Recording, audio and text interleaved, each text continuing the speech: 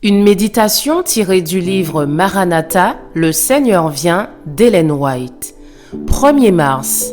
La crise approche. Ah, quel jour! Car le jour de l'Éternel est proche. Il vient comme un ravage du Tout-Puissant.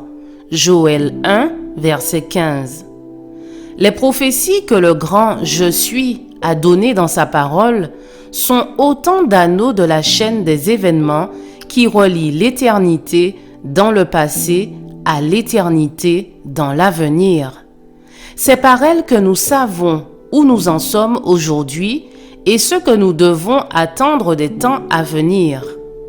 Tout ce que les prophéties ont prédit comme devant arriver jusqu'à nos jours a été consigné dans les pages de l'histoire, et on peut être assuré que tout ce qui doit se produire s'accomplira au moment voulu.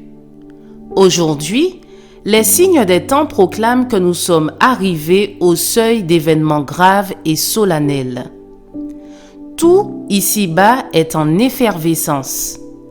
Les prophéties du Sauveur relatives à ce qui va se passer avant son retour s'accomplissent sous nos yeux. Vous entendrez parler de guerre et de bruit de guerre, a dit Jésus. Une nation s'élèvera contre une nation et un royaume contre royaume, et il y aura en divers lieux des famines et des tremblements de terre. Matthieu 24, versets 6 et 7. Notre époque offre un intérêt capital pour nous tous. Souverains, hommes d'État, tous ceux qui occupent des postes de confiance, les hommes et les femmes de toute classe qui réfléchissent, ont l'attention fixée sur les événements qui se déroulent autour de nous. Ils notent la tension qui s'exerce sur les éléments terrestres et ils se rendent compte que quelque chose de considérable et de décisif va se produire. Le monde est à la veille d'une formidable crise. La Bible, et seulement la Bible, nous donne une vue exacte de ces choses. Elle nous révèle les grandes scènes finales de l'histoire de notre monde, nous parle d'événements qui projettent déjà leurs ombres lugubres ici-bas, nous fait entendre le bruit qui annonce leur approche, bruit qui fait trembler la terre et met les hommes dans un état tel qu'ils rendent l'âme de terreur.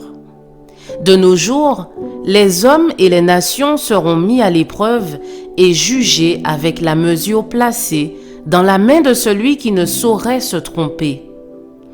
Hommes et nations décident de leur sort d'après leur propre choix, et Dieu dirige tout pour l'accomplissement de ses desseins.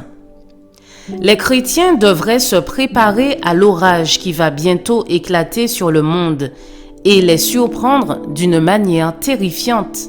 Pour cela, il faut une étude approfondie de la parole de Dieu et une vie conforme à ses préceptes. Ce que Dieu veut, c'est un réveil et une réforme radicale. Je vous souhaite une excellente journée. Que Dieu vous bénisse.